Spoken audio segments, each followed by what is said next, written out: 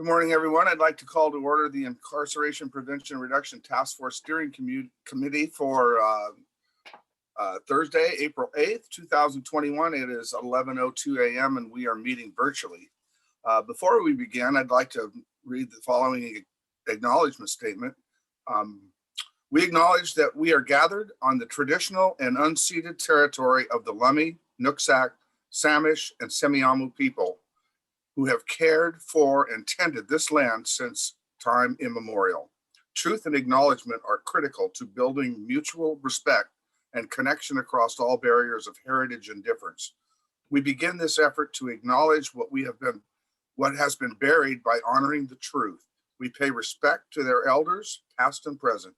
Please take a moment to consider the many legacies of violence, displacement, migration, and settlement that bring us together here today. And please join us in uncovering such truths at any and all public events. Okay, with that, let's go ahead and get started. Communication strategy. Who's supposed to be taking this, Jill? Is this something that Ann was going to bring to us? Or I think the first agenda item was the items for the task force agenda. Right above that. Oh, yeah. It was small. Yes, yeah. Items for the next task force agenda. What do we want to bring to the task force at our next meeting? I'm hoping this body, or the task force body, can have a discussion about the Blake decision. And I know we've talked about that a little bit in the past, but any updates on legislative changes? I heard that the legislature was looking at trying to create a fix or address it. So I'd want to understand what that looks like just as we move forward. Yeah, okay. I've communicated with Eric on that. And my understanding is that there are a couple of bills that three that are still alive. I suggested maybe we invite, although I don't know about the feasibility during the session, invite one of the sponsors of those. Manka Dhingra is a senator with sort of the compromise bill. And Eric also said that the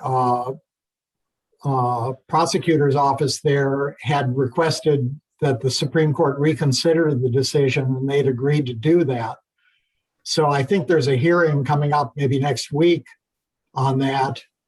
And I don't know what any of us can read into that, but it's possible the Supreme Court could sort of step back a little bit from that decision or reshape it in some way.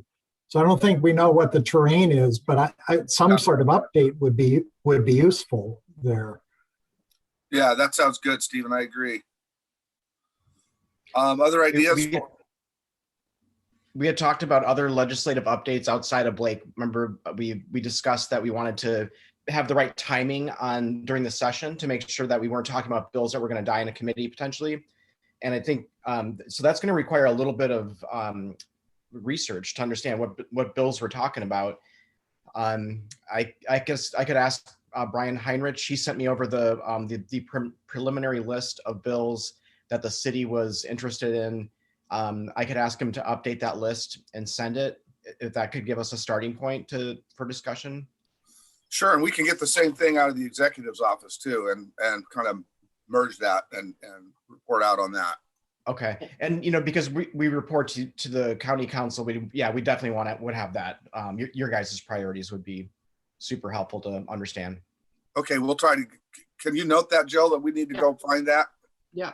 Okay. And I believe the deadline to get it out of each house is, this Friday. So by the beginning of next week, we should know what's moving forward. Okay. So Dan and Barry, would your lists include the criminal justice bills as well, or more just county government related? Well, we can call out. We can take out the things that aren't going to be relevant to this group.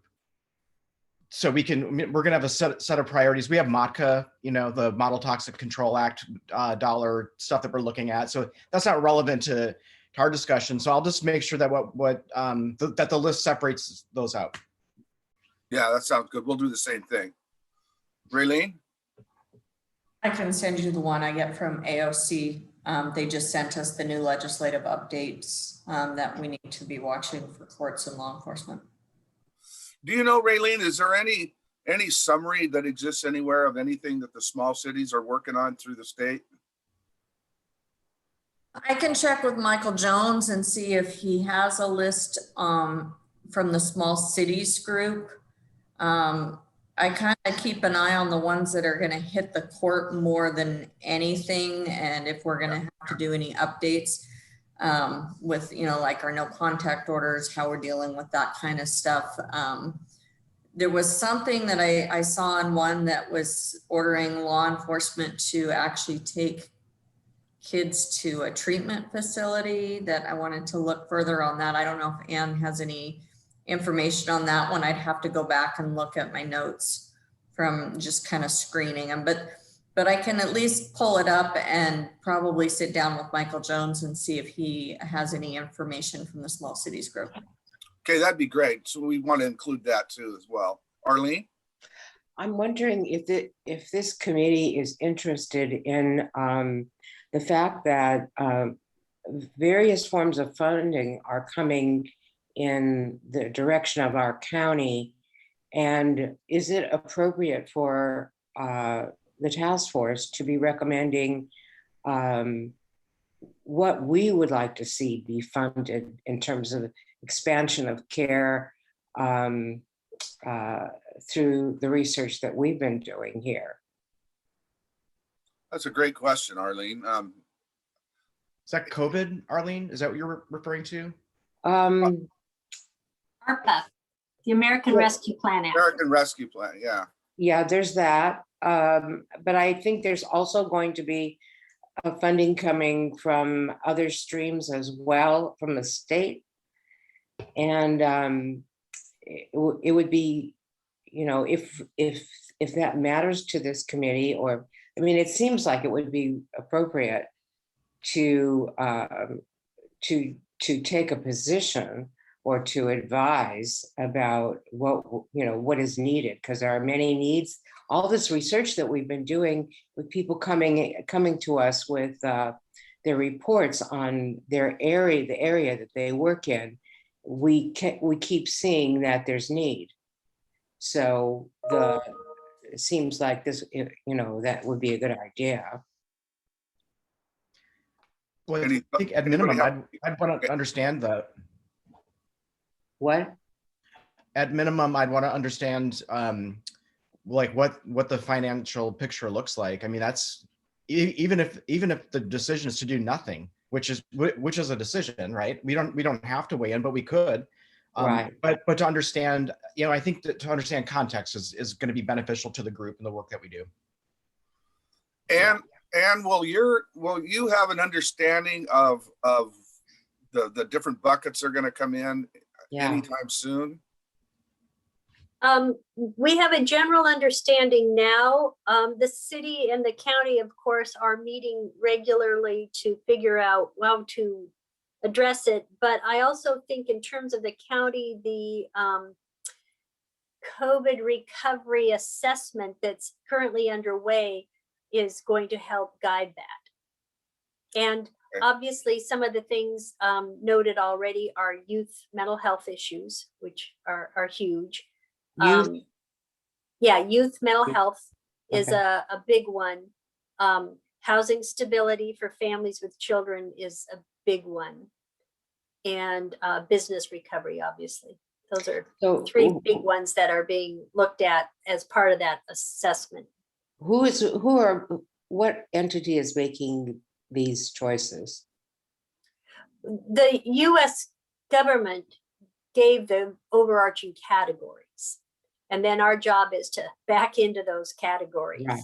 But when you say our job, is it what committee is this that we're talking about? There is an assessment process going on right now, facilitated by the health department, on basically a needs assessment, a recovery needs assessment. So it's the And health so, department. right, but it isn't health focused only, obviously. So there's So- quite a few different participants. The county hired Dean White to facilitate the process. And I don't know that I can speak too articulately about this, other than it's really looking at the needs assessments we have already that we've been collecting over the last 12, 14 months, and trying to figure out which of those needs will this American Rescue Plan Act fill. So where and when does this group meet? I don't know. Okay. I know I'm called to a meeting somewhere, but I'm not a regular part of that. And Barry, I don't know if anyone on the council is part of it. Do you know? Not Seems that, like- not that I know of. How new is it? How long have they been working? Oh, maybe 3 weeks at the most. Okay. Maybe not that much. I think I thought that Erica made a presentation to council about the effort. I'll Yes, find out, I think you're right, but I just don't recall the details. because and it how was far- so brand new. Yeah, right, exactly. Well, Yeah. it seems like this is very important because these are large amounts of money to be dispersed. And that's the thing that we've been, that's the stopping point for a lot of the things that we want to do, is where's the money going to come from? And here money is coming. So it just seems like it's a really important decision-making body that you're describing. Okay, other things for our our next full task force meeting? Yeah, I've got a few things. I don't know if they would all, we're starting to kind of stack the agenda up here. So maybe these are for later or whatever, but the code that unarmed response, that group's been meeting, and it might be nice to update the group, or maybe we wait until the next meeting. I don't know if Ann or Barry, if you guys have an opinion on that, you're on that group. And then there's Byron and Mike Parker and myself have been meeting with a growing group of people every week to discuss an inpatient pregnant and parenting women's treatment program, and what that might look like. So I'd like to maybe either this one or the next one have Byron can really speak pretty fluently to that. And we've met with Spokane and Everett, their programs. So we have done some work on this so far. And then the other one that I think that is slipped off our radar screen is reentry, kind of like later in the sequential intercept. I just think we should revisit that topic. The restorative justice coalition, I don't know if they're even operating anymore. I think I might have seen a newsletter, but they just didn't really get a lot of traction, unfortunately, on that topic. And it's such an important thing when we have people re-entering from institutions, frequently. So I don't know if there's an appetite to just revisit that as a topic and just kind of see where the gaps are. So those are my three, and I'll stop there. I would say on the first one, with the unarmed response with the 911 co-responder, we should probably wait until the councils are briefed before, and not get ahead of that. And I think Ann and I talked yesterday, we're going to do the county council on May 4th, right? Yes, and city council on April 26th, I think. So then the logical meeting would be the May 17th task force meeting. We could put that on that agenda. Raylene?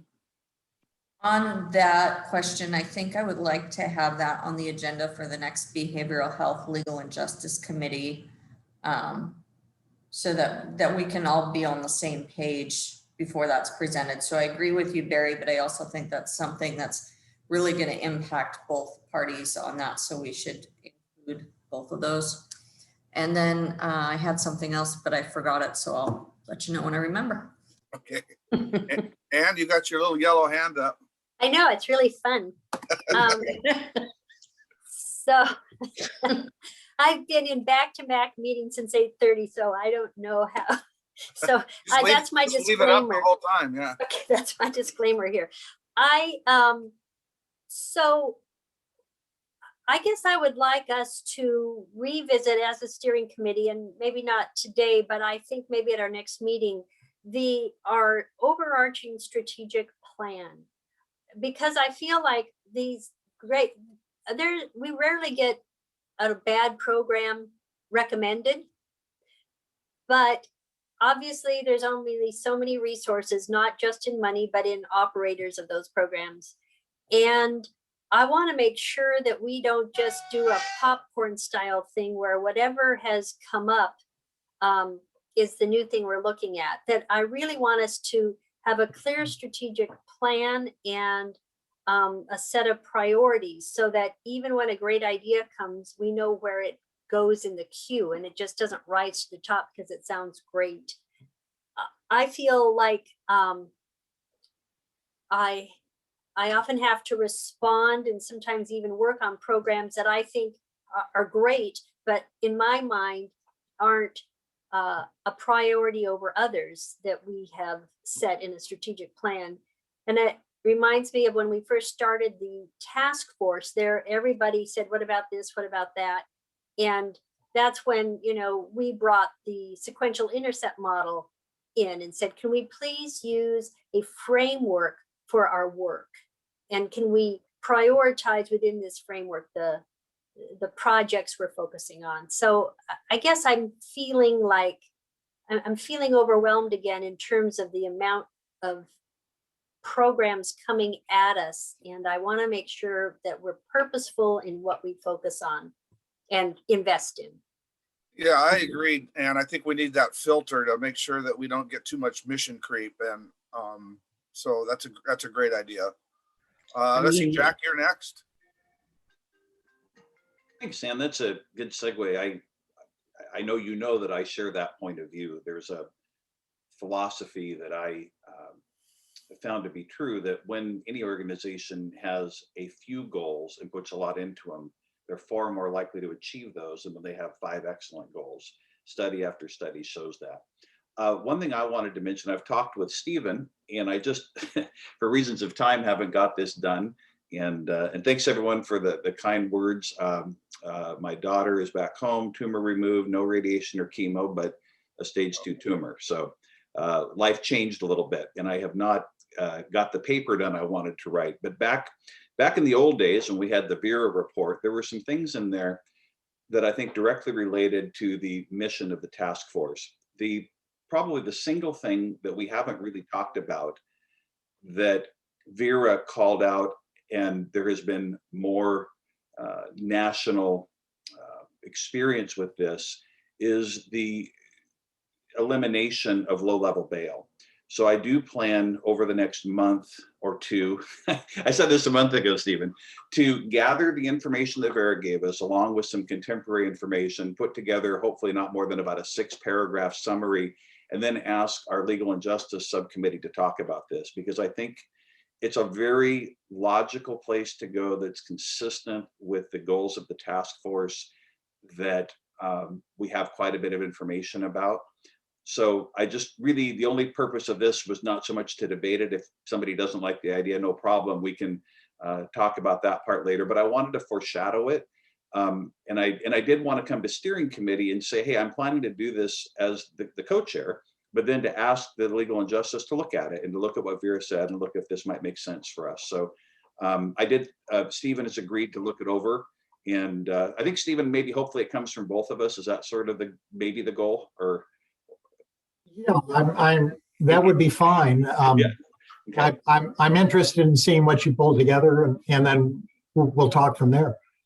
I mean, I've been thinking about this for 9 months, and I really agree with Ann. The one challenge we have is there are so many positive places to go. It reminds me a little bit of my recovery world. There's rarely a bad idea in the 12-step world as it relates to improving access and treatment resources. The problem is, how do we do it? What money, what people, what things do we have? So we have to discern what is the wisest choices we can make. And I think that applies very much to us, because we only have so much money, we only have so many people, there's only so much that can happen. So anyway, and I have to step away for about 10 minutes, so I will be right back.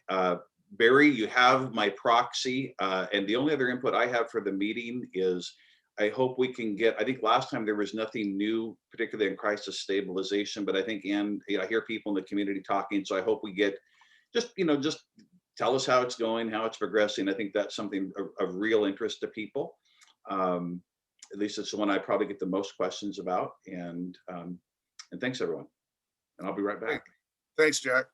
Raylene and then Stephen. We can't hear you, Raylene. Sorry, I'm taking notes so I remember better. So going back to Dan's comment about reentry, I think that's really important in relationship to the Blake ruling and decision, because we may have a large quantity of inmates being released at one time because cases are being dismissed and they're having to recalculate time to determine if they're going to be dismissed early. Also, we've had people released at a rapid rate due to COVID.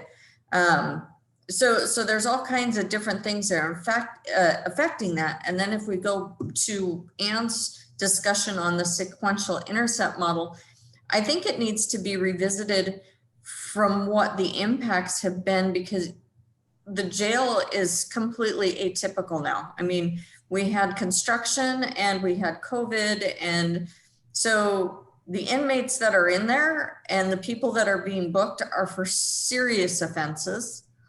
And I'm seeing people being released rapidly from what it used to be, just because they can't keep people in there normally. So what are we going to see after we start back up? And what is reentry going to look like when things start to open up and the jail doesn't have the restrictions? And we're not transporting people from other counties on warrants like used to happen. They're just not confirming the warrants. So warrants are doubling.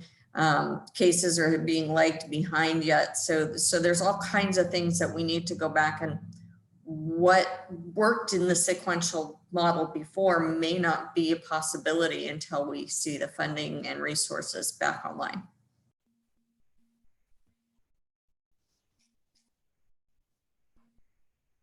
Stephen. Thanks, Barry. I think we've had a little mission creep right here. What we were talking about originally was the agenda for the next task force meeting. Yes. And we broadened that out a little bit. I'd like to suggest, while I strongly endorse Dan's comment that reentry needs some renewed attention, that the perfect place for that would not be the next task force agenda, but it would be the joint meeting of behavioral health and legal and justice systems coming up second week of May, and then have some report out on some concrete development there. Same with Byron's discussions, which I've been able to take part in also, or listen in on really, which I think are very interesting. It's not clear to me yet the scale or the actual fit with incarceration prevention and reduction there, but I think that's potential. But before that goes to the task force as a whole, I'd like to see either behavioral health as a whole or some more discussion within that group start to flesh that out. And I think there are steps lined up to do that, but that's sort of coming for us. And lastly, I'd like to loop back to the legislative update. I understood a lot of gathering and compiling that would go on. I'm not sure who would be making that presentation, and I'd like, from the agenda perspective, to be clear on who would be doing that updating, I guess, or maybe it would be a trio of Barry, Dan, and Ann. I don't know. We'll figure that out, Stephen. That's a good point. Maybe Dan and I and Ann can put our heads together and see what we can come up with. Dan? Yeah, I just wanted to address the heartburn I give Ann Deacon all the time when I push on some of these programs. I support 100% that we do the work within the confines of a strategic plan, absolutely.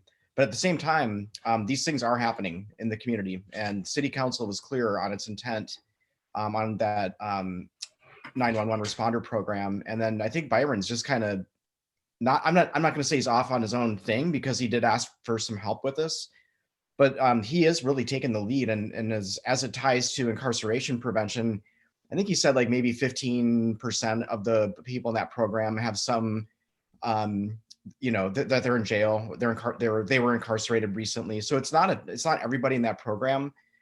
I guess in bringing those topics up, the reason I did or said those things is because this task force and the committees is where the work on criminal justice reform gets done in our community. And I'm hopeful that that folks on the committee and the committees and the task force are just aware of what's going on, because they need to be the kind of the subject matter experts to some degree, or at least be apprised of what's going on in their own community. And so that's really the impetus for that. It does. I'm not trying to make Ann's head explode with too many new things, but I feel that we should all be aware of what is going on. And I agree, we can't be overloaded with too many topics. And some of these things, I think, Stephen, your point, some things need to live in committee first, and then they can come to the task force. Totally agree. And trying to look at this as kind of like a brainstorming exercise on like where those things should live, and when they should be presented. So, okay, Anna, do you still like me? I never stopped liking you. Stephen. Yeah, and thank you, Dan. You got the gist of what my comment was, which is I think a lot of these things can come out in committee reports rather than being agenda items themselves or presentations, full-blown presentations. And then as they start to build momentum, maybe they are their own agenda item. I want to go back and give some support to Arlene's suggestion that we should at least consider, either here or in the task force as a whole, recommendations that we might want to make for some of the available funding that's coming in. And I'll just give one example that's on my mind because we're struggling with it right now. The pretrial processes work group is trying to figure out how to implement pretrial risk assessment. There are two roadblocks there right now. One is we want to have some community engagement and feedback and conversation about that, because there continues to be different perspectives in the community about whether or how to assess risk. But another thing is, and this is COVID related, for the past year, pretrial services with 2 FTEs has basically been applying the same monitoring to anybody who's released, regardless of what their risk score is, rather than a graduated kind of oversight depending on low, medium, or high risk. And partly that's because they don't have enough person power to do more than have periodic check-ins. And so the judicial officers have been reluctant to fully implement a risk assessment decision-making process and release more people when the Superior Court has been asked to provide a budget proposal that involves a 7%. I don't know what it was, Barry. Cut in their budget. So they're thinking they may have to have fewer pretrial service unit personnel than more, which is what we really need to do risk assessment and pretrial release. So that, that would be a recommendation I would strongly urge the task force to consider. And I'm sure there are others like that are relatively small potatoes in the amount of money that's coming in, but could make a big difference in reducing or preventing incarceration. I'm sure there are others, and at some point, I think the task force or the committees with a little bit of deliberation could come up with a list like that, and I think that would be a worthwhile step for us to take. Arlene.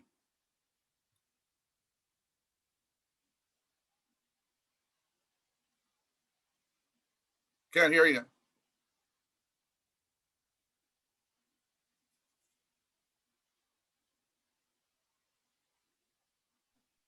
Okay, sorry. It seems to me that the reentry work is really vital, and that it doesn't feel as though sufficient resources are being applied to the reentry work. I don't even know if the organization that has been doing that task for people being released is going to go back to doing it again as things loosen up in regards to COVID. So some follow-up needs to happen there on this topic. Like, what do we need? How much do we need? And how much is now being done within the jail before people are released, if anything? So I think what I'm hearing is that if we can take some of these topics that we have just discussed, like reentry and pretrial services, and wrap that up into our discussion of our strategic overall planning that Ann mentioned earlier. Maybe we could put that item on the agenda and for our next meeting, and see how the group feels about these different subtopics of our strategic, the way we think we should be going strategically. So does that sound feasible to everyone? Kind of approach it in that manner? Yeah. Okay. Okay, well, we better move on. We got communication strategy. Ann, were you going to report out on that? Barry, I've got some information. I've got the packet. Oh, okay. I can pull up a screen share for everyone if you would find that helpful. That would be helpful. Thank you. Yeah, this is a great document, Jill. Thanks. So this is the summary from the last discussion at the full task force. Oh, yeah. And then since that meeting, Barry, I didn't know if maybe you wanted to touch on the council's resolution that it passed on Tuesday night regarding communications planning overall for boards and commissions. Oh yeah, we passed a resolution to kind of look at how we engage our boards and commissions, how they engage the public, kind of the overall strategy on how our advisory boards and commissions do their work. So that we're putting together a kind of a ad hoc, very short-term group to take a look at that. We're going to do a survey, get out to the folks that are on some of those boards and commissions and what they think about their experience using Zoom, just a whole bunch of different topics that we want to engage them on. So that's something the executive and I are working on to kind of start thinking about what that list of folks looks like. Yes, communication with the public is right now it's at a pretty high priority in a lot of areas to improve our communication. So, and as we've talked in this group, our communications from this entity has also needs some work. And I think that's kind of what we're diving into now. So Jill, what else do we have? What else do you have? That's all I have. Where it was left off with full task force, and I don't know if you had an opportunity to look into how much it would cost to hire a communications expert. So this is, so I've been working with the city, and we got both the mayor and the county exec to agree to put in some money up, maybe I think 38,000 is what we're thinking of, to hire somebody to do communications around the homeless housing issues. We've also hired somebody to do communications around GRACE program, LEAD program, and probably incorporate the new efforts with the behavioral health crisis response expansion.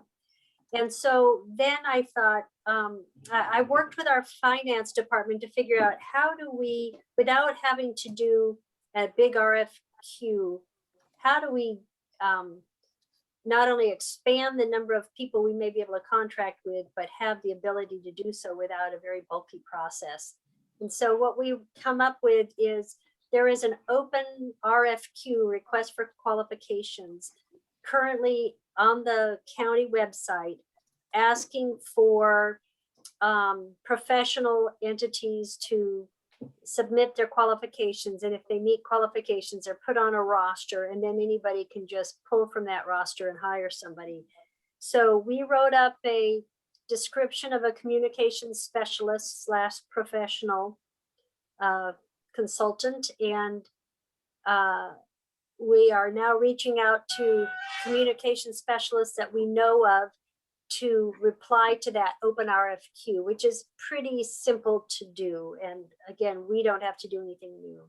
And then with that, once they're on that qualifications roster, we can choose people and we can give them over the $40,000 threshold because we've gone through the RFQ process.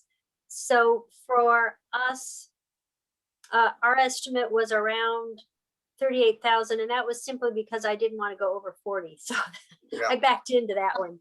Right. And that was for a year's worth of work, but that's fairly intensive work for somebody. And we've got a lot of things we want to communicate. So we identified the process. We identified the qualifications, expertise we needed, and now we're seeking people to respond. Okay, Arlene? Have you contacted the university's journalism department? No, I don't know if we thought of it. I think for us, when we're looking to hire, we want to make sure that somebody is acting independently as a contractor. Otherwise, we can't have them act like an employee. And so I don't know if students would be able to do this work. Well, some of the or were you thinking of something else? professors might be interested in doing some of this work, and many of them in the communications department are really highly skilled people. Are teaching people how to do this, so that might be one area to let them know. Great, thanks. And what kind of a process do you see how a group such as our task force would engage into that pool of consultants? I think we would probably want, so obviously how we've chosen some of our others, that they have some area of interest or experience in, homelessness or behavioral health, criminal justice response programs. But I think we might need to think of folks that we think would be good and encourage them to apply if we have a particular area. And so if we're thinking of the task force broadly, then I think we might have to recruit some folks if we know of people that are willing. Any thoughts on that? That's a very good idea. Personal contacts are sometimes the best way to get good people, because you know something about them, you know something about their talents. So that's a good way. I was just wondering if we need to come up with some sort of a document that is like expectations or kind of our own request for qualifications informally into that process. I think so. I think we need to talk, certainly identify the area of focus and the expectations. Yes. Stephen? I guess I was going to plunge right into that exact point. Is the intent here to hire somebody to develop a plan for our communications, or to actually craft and carry out some of the communications themselves? Do it. What we have thought about, it's kind of a hybrid, but we needed a system in place that we could use ourselves when we don't need a consultant. So for instance, I'm looking at Jill's document attached to the packet, which is a couple times per year publish an op-ed piece, right? So if there was like a template of how we do this work in an ongoing manner that this specialist could create, we might have on the calendar op-ed due at this time, for instance, and that there might be I don't know, I'll throw something out, like maybe there's a Facebook page for the task force. I wouldn't recommend that because somebody has to monitor all the comments that come in. But let's say there is one, and then the communication specialist might set up the platform, the process, and then we carry through. So I think it's twofold. And I think that would be probably something we want to develop with whoever we choose, that what is reasonable to set up that will live forever, that we can contribute to as appropriate, and what is it that we want that person to do specifically in actual communications. Okay. Raylene? Oh, go ahead, Steve. You want to follow up? Yeah, I just wanted to follow up briefly. I recall that Jack and Jill both did some op-ed pieces of their own. They did some radio programs that Jill hosted.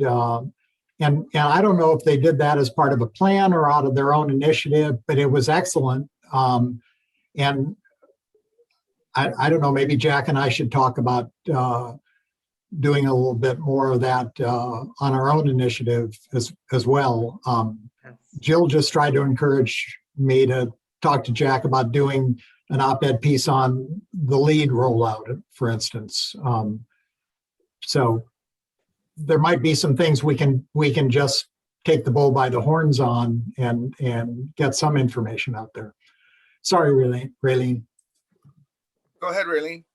Oh, it's all good. I like what you just had to say, Stephen. So it's interesting. I think I want to make sure that we don't focus on one area, that we make sure that we include all the different things that all the committees are doing, including the index committee, and making sure that communication person isn't just focused on behavioral health and isn't just focused on homelessness. I mean, those are really important topics that the citizens need to know about and are very interested in, but we have to make sure that we hit all the areas. And giving kudos to Jill Nixon for all the wonderful things and the reports and compiling everything and trying to get that all out to us. And then the Facebook page, I know that Ann said, yeah, I don't know if we want to do that, but is that something that we would want the communications person we select to be able to monitor, to work with Jill and Stephen and Jack on making sure that what the committees are working on gets publicized and that person can report and monitor? Maybe that is something we want to do. Social media is absolutely crucial for getting information out, and lots of repetition too. So what do we see as the next steps on this? For what do you think we need to do, Ann, to get our, have our hand up and be in line for this? Well, I think we should reach out to folks that we think might be interested in doing this work on our behalf that could do a good job. and have them apply to the general position, for lack of a better word. And then maybe, I think I agree with you, Barry, about what we need to maybe create a job description, if you Yeah, will, for right, what right. we want. And maybe, I don't know, Jill, how much time you have, but seems like we'd want to work with you on that, that you hear the most in terms of what happens in all the different committees. Yeah, I was thinking maybe drafting that something up would be great. If you, Ann, and you, Jill, could maybe work on that. I'll help too, and maybe we can get Stephen and Jack, your input on kind of the things that you talked about, Stephen, on how the co-chairs can help and lead the way on some of this communication. And is there a closing date for that RFQ roster? No? Okay. It's an open RFQ all year long.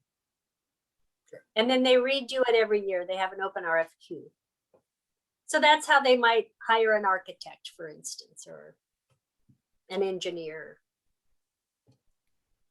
Okay, anything else on this topic? Seeing nothing, let's go ahead and move on to our annual report. Barry, Oh, go sorry. ahead. That's all Go right. ahead. That's the thing with Zoom. It takes a moment. I forget the space bar. I just wanted to mention one of the things that Jill and I also tried to do is sometimes something happens of immediacy where a specific function of the task force is germane. So for example, maybe there's something about the jail being overcrowded. And so all of a sudden now people are interested in a specific part of the lead program. I guess what I'm saying is Jill and I tried to respond, not necessarily always to what the task force was doing, but to what other public interest was going on and take advantage of those opportunities. And I think media in general is always more responsive when you're giving them information that ties into what they're already doing. And, Right. and I think seizing those opportunities when they present themselves and being nimble toward them is a good strategy, because media and reporters are always looking for stuff. And yeah, Jill and I we did quite a bit, and it was coordinated kind of with Ken. I mean, at that point, the steering committee was Ken and Jill and I for the most part. And then we added the subcommittee chairs. And so we didn't completely do it as lone rangers, but we basically were just trying to get the word out any way we could to whatever was of interest to whatever media person was talking to us. Yeah. So, but I would mention that because I heard somebody say it's good to get everything. I agree, but everything may not always be possible. I'd say sometimes it's better to get something. Like a story that would be good now might be how, once we get there, how is this new crisis stabilization facility helping divert people, for example, because that's timely. So. Oh, I think so too. That and lead, they're both recently rolled out. So. Yeah. All right. Thanks. Thank you, Jack. Okay, so let's go ahead and move on to the annual report. Jill's got some headings and such she can share. So can everyone see the report schedule? I just wanted to put this up as a reminder to everyone. And I believe I emailed all of the committee chairs just some quick notes on what each of your committees have been talking about in the past year, with some links to the video for those discussions. Mark Gardner has graciously given me permission to plagiarize his report format and content for this upcoming report, thank goodness. And what the last report included, which I think the chairs found helpful, first of all, in the executive summary, each committee would come up with some headlines that would enable the chairs, Jack and Stephen, to give this presentation to the county council, the city council. If that's something that you want to continue with, then I just brainstormed on my own some of the possible headlines. These are just examples and are absolutely can change. We don't have to have 3. It's been kind of a rebuilding year, so to speak, if we want to lower that number. So for those of you who are starting to work on your committee reports, this might be one option to help you focus your thinking a little bit. So if you guys have any feedback here, either now or later on after you get a chance to look at it a little more, please let me know. Feel free to email me or give me a call.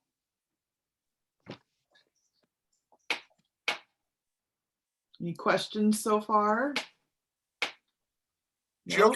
can you just go back to the timeline, Sure. your first page? So the committees are going to have, when is the due date for the committees to have something back? It really depends on each committee and when their schedule is. If I can get a draft from the committee chairs, let's say, how does the end of this month sound? End of April? How does that sound at the committee chairs?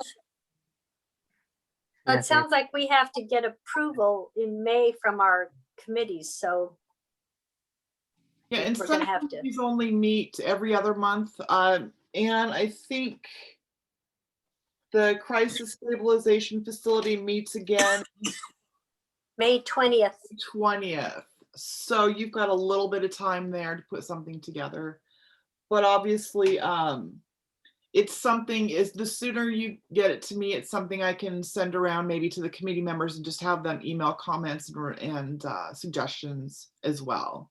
So how does that sound so far? Yeah. So this is the executive, this 3 headline format is for the executive summary. And then following that goes into the body of the report, starting with an introduction. And I have this content from Mark already, but I didn't include it here on this quick outline. Just basically a history of the task force. Here's the meat of it right here. And I took a lot of this from past discussions, the last steering committee, the last full task force, on different topics that you would like included. I thought I'd do, first of all, just a quick blurb on obviously the hiatus that the task force went on due to COVID. Impacts from the pandemic on programs and jurisdictions, the jail, the courts, social services programs,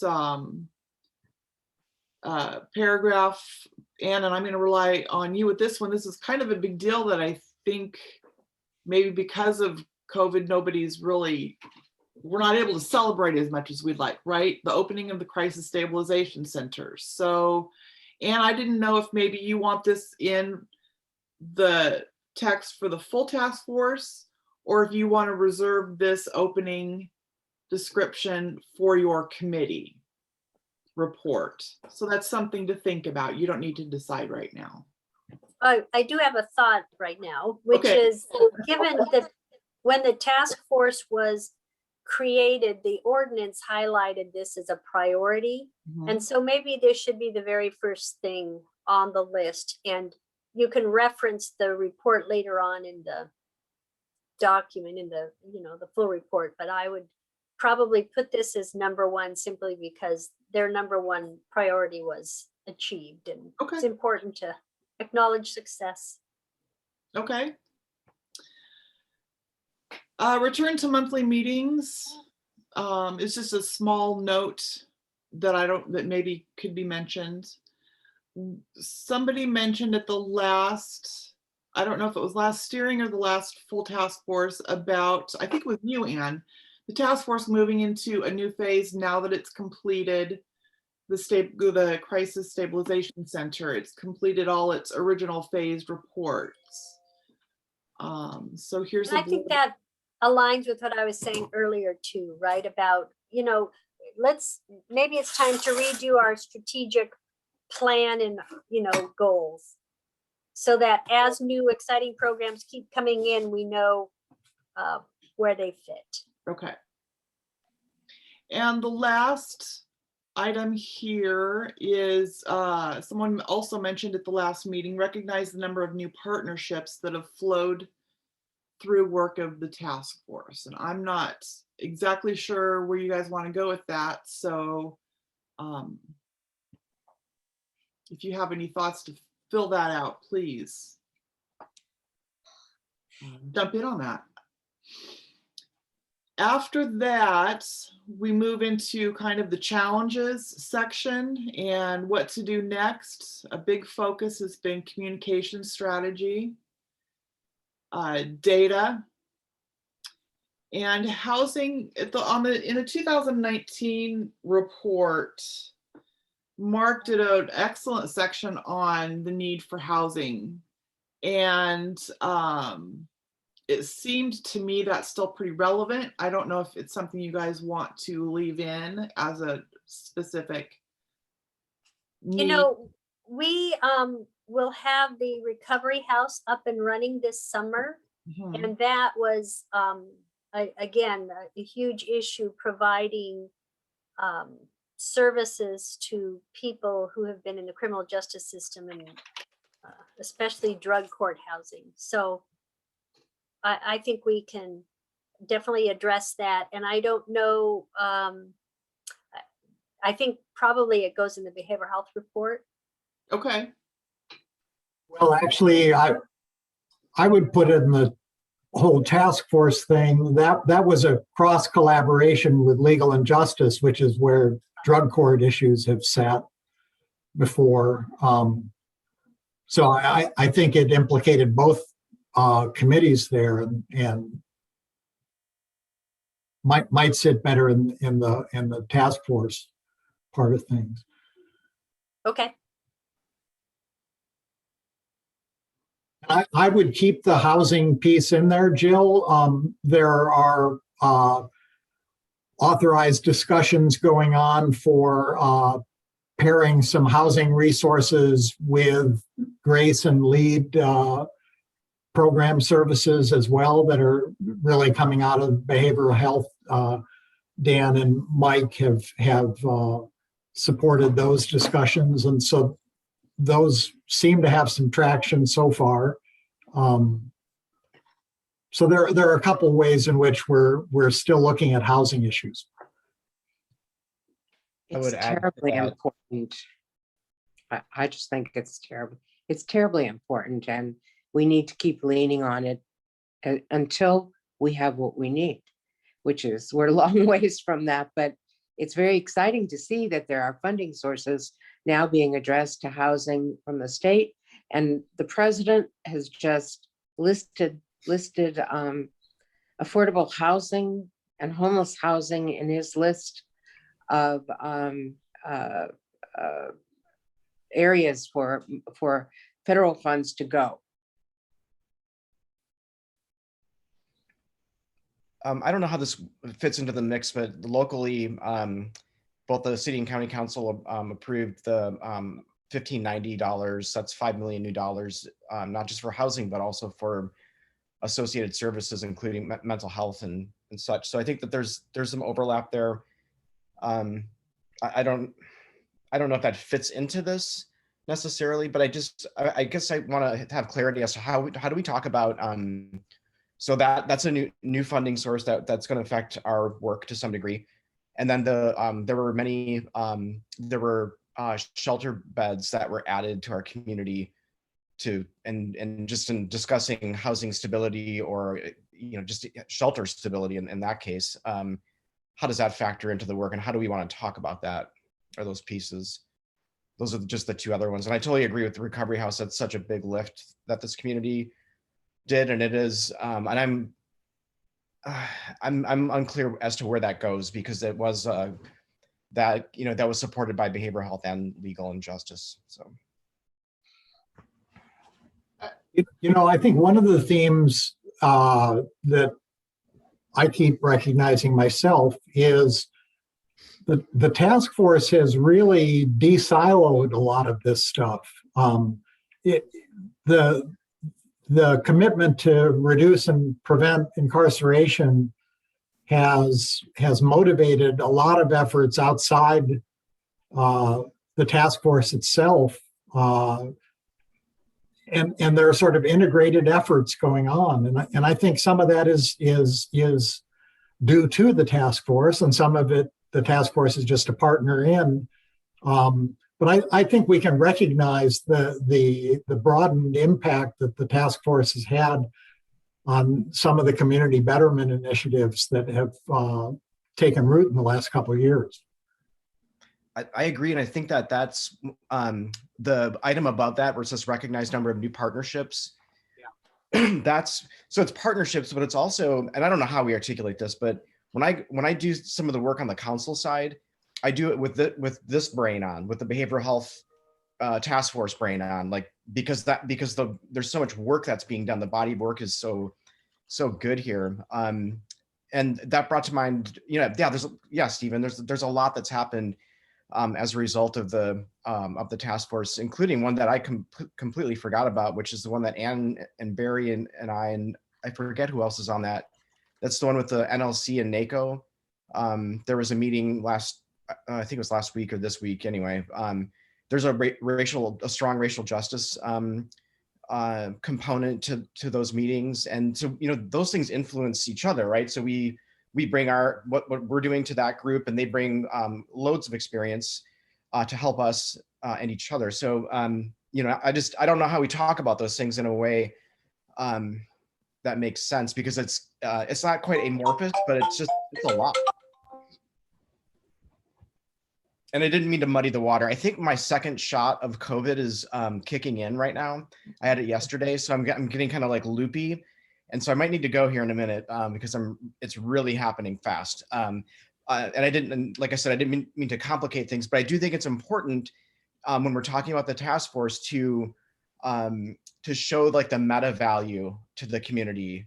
So not just the programs, but like why are all these things forming together in this kind of united front on criminal justice reform? Well, Dan, I will take everything you just said on a listen of the audio recording and put that in written form for the report. How's that? Okay. Except the loopy part, right? Yeah, loopy part. Except the loopy part. That's great. Thank you so much for that, everyone. Moving on. Jack's got his hand up. Oh, sorry, Jack. No problem. Hope you feel better, Dan. That second one can kick people's butt. As it relates to the Girard recovery houses, I'm hearing the conversations about synergy or not siloing and how we communicate that. A couple thoughts spring to mind. One would be in the initial few paragraphs of the executive summary, something along the lines that although all our committees work independently, they obviously work together. A great example is data. That the whole index committee was driven by the need to have data for all the committees to rely on. So we're operating from the same facts. And we could even have a sentence in there about particularly behavioral health and legal and justice have met together a number of times. As it relates specifically to the Girard Recovery House, I would be inclined to give it its own bullet point and probably talk about both committees being involved in it because it's such a big project. But another way to do it would be under behavioral health and under legal and justice, just mention in working in tandem with. I don't think either approach is right or wrong. I think typically I would tend to mention things twice under each subcommittee, but that recovery house is such a big deal, I might give it its own bullet. So I don't have a strong opinion on it, but I think rippling through the idea that we synergize for better results, and although we work independently, we try to use the best work of each other, and where appropriate, there's natural efforts that come together. So those would be some of my thoughts as we're constructing the report as to how we could communicate that. Arlene? I see that project that Jack's been talking about as the larger issue that I always look at is, I call it filling the gaps. And part of what we're trying to do here, it seems to me, is to fill the gaps of care that are needed in order for people's health and psychological welfare to be addressed, so that they don't have to get into criminal activity to make a living. So to me, a lot of the improvements and the additions are adding staff, adding housing, and we're on the way. It's a very optimistic situation, but we're hardly there yet. So maybe to express that accomplishment and increase still a great need. Stephen? I have two quick comments. I like mentioning the racial equity toolkit here. The only committee that it's listed under, and I know that was very skeletal, Jill, is behavioral health, because I do think they are a step or two ahead of everybody else. But I think every committee ought to be addressing racial equity implementation, the discussions or the plans or the tentative plans, whatever they are. To show how thoroughgoing our commitment is to that. Also, under the legal and justice heading was pretrial services unit. The pretrial processes work group is more than that, and there's plenty that they could report on there. And I don't know if the request has gotten out to Judge Freeman or Judge Garrett to develop a little piece for that or not, but if it hasn't, it should, or I can be the requester of that part of things, that Arlene and Raylene can then fold in somehow to legal and justice report. You want to take that on, Stephen, or? Sure, yeah, I'd be glad to. Okay, thank you. Stephen, just as a reminder, the pretrial processes work group has a meeting coming up in the next couple of weeks. So we should have some fresh information from Judge Freeman about how all that's going. Yeah, and Judge Freeman, Judge Garrett, and Carol Donovan and I have been talking over the last couple of weeks on part of that also. Oh, okay, fantastic.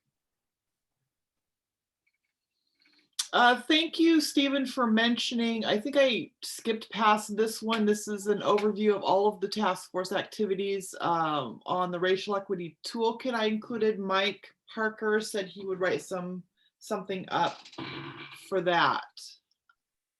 Raylene, did you have a question? No? Jill? Yeah. I would say under that, you started the House Bill 1590 funding source. I think maybe just a general category of the new monies coming into the county, because there's quite a few. Okay. And then, 1590 can be part of it, but. Okay. Arlene? I just wanted to venture an example, a personal example of where reading the GARE program changed how I think. Now, when I look at policy, I'm asking the question, who will be affected the most by this policy? And that gives you the most significant answer you can about inclusion, equity, and so forth. That one question has been so valuable for me. Stephen? Going back to the overview, we've talked before, and Jack has sort of championed this, partly because we are at this entering a new phase. The retrospective, I think, is valuable, and framing that around the Vera report has some value in my mind. We've touched on that once or twice already today, and we've talked about it in the past. So if there's a way that we can have this overview of task force activities also speak to some of the issues that the Vera report highlighted in either the progress we've made or the plans we have for them, such as the bail issue Jack brought up.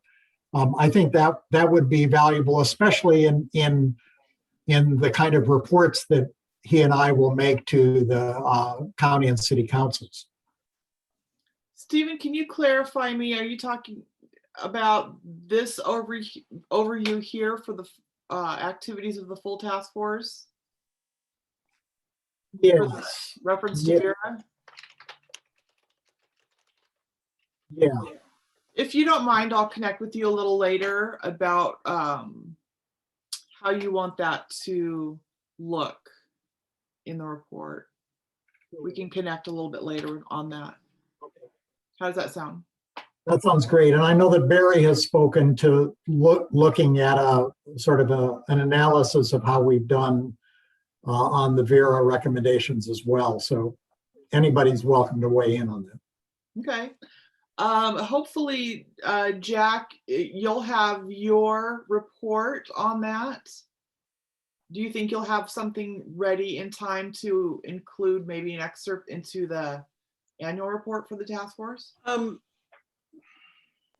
You mean as it relates to the bail, or as it relates to Vera as a whole? Vera as a whole. I could probably put together a couple paragraphs. I think we could talk about what we've done and what might be worth, the obvious things that are worthy of further discussion. Sure. Okay. Yeah, I mean, I think I know Vera well enough to do that. There's a lot of success in there. I mean, like the DWLS3 and then the state legislation about that as well. Things that was one of the big things, and obviously a lot has happened with that. I would say the big takeaway, if you lived through that, read the report, and watched what has happened that we have not really taken action on yet, that Vera strongly pushed for, was the low-level bail. That was that's the single largest thing they strongly recommended throughout their report that we haven't ignored it. We've done other things, but we haven't really talked about that. And of course, it's not just the task force. There's an awful lot of components to that decision, and the most the task force can do is make some recommendations. Mhm. But that would be, I would say, the most obvious one hanging out there still. Okay. One other piece, this is a question for the group. Do you think there's value under the despite the gains, certain issues remain category for us to talk about the jail? And what I mean by that is the challenges that that the jail's been facing in terms of construction and COVID. Is that something we need to even talk about in this report or not? I'd rather avoid it. We've taken a position of avoiding it for the most part all along, because initially it was so partisan within the task force. We had very strong advocates for a large new jail and very strong advocates as opposed. And I think it's still an issue, but I don't know that the task force has a consensus or opinion. We could note that the county is still making efforts to determine what the long-term jail looks like. Yeah, I guess I wasn't really thinking about like taking a position on, whether or not we should build a new jail facility. It was more about the challenges of, our whole thing is reduction and prevention. So, and the facility is smaller now. And so I just don't know if that providing that context would be helpful for the general public to, in any way. I just was trying to think of, trying to have an exhaustive list here.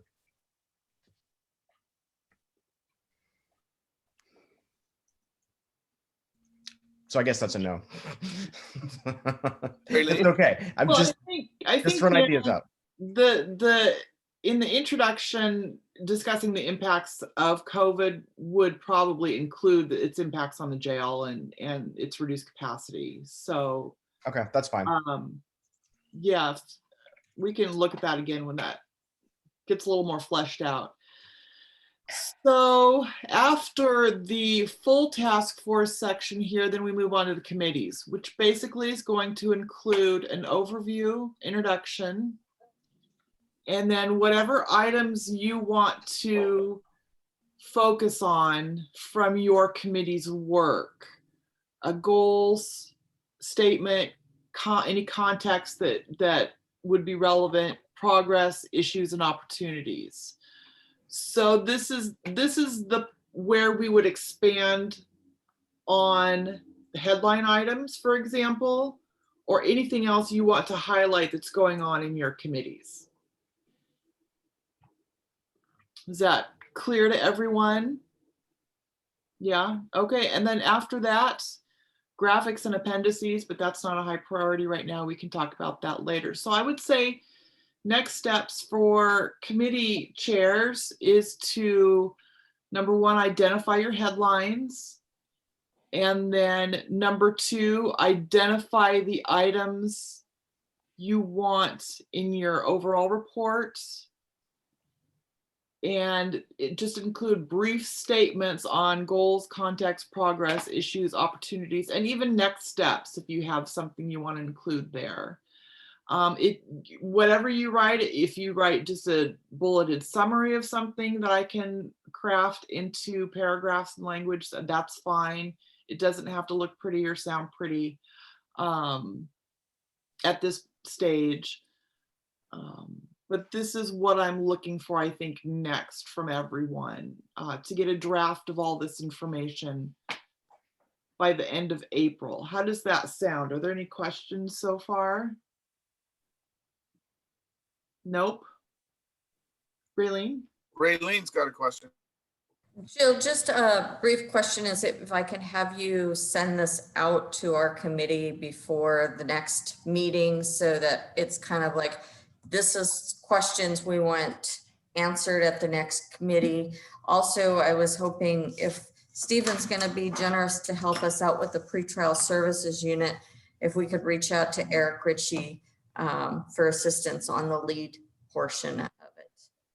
Those are just my two questions and points. Yeah, absolutely. And I can, in fact, Raylene and Arlene, if you want to stay behind after this meeting today, we can put together the agenda for the next legal and justice meeting to include all of that information. So those are the next steps for the chairs. I'm going to start.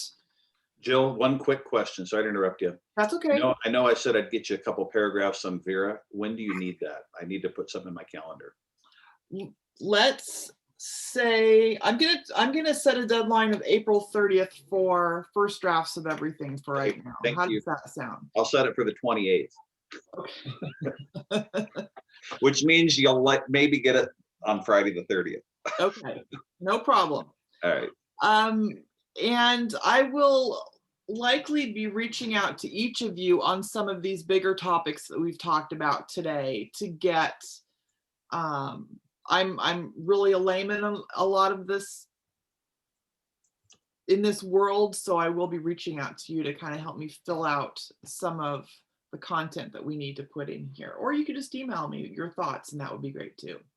And Jill, were you thinking you were going to write the brief overview section? I am going to rely on you guys to, I think it's going to be a collaboration, really. I think it's going to depend on time. I'm here to help and support you guys. As I said, I'm a lay person here, so I will rely on you guys for the content. If you want to rely on me to put it in a final form, whatever works for you guys, just let me know what you need from me to help support you do this. Jill, would you mail out this outline to all of us? Yes. Thank you. Can you send it to Mark Gardner too? Yes. Okay. And I'll talk with him and just kind of give him an overview of our discussion here. Okay. Any other questions, comments, or suggestions? Any? Thank you Yes, for all thank your. you so much, Jill. Oh, Yeah. sure. Yeah, thanks for all that work. No problem. All right. Thank you. Okay, that takes us to other business. Does anybody have anything else they wanted to talk about today? I asked Jill to send a link out to you that the county executive's office put together on the Crisis Stabilization Center. I don't know if you've had a chance to look at it yet, but it's kind of cool. That's cool. Good. Okay, with no other business, is there anybody in the public that for our public comment session, is there anybody that would like to speak, Jill? There are no attendees today. There are no attendees today, so we will close the public comment. And if nothing else before this committee, going once, going twice, we are adjourned. Everybody have a great week. Everybody. Thanks, everyone.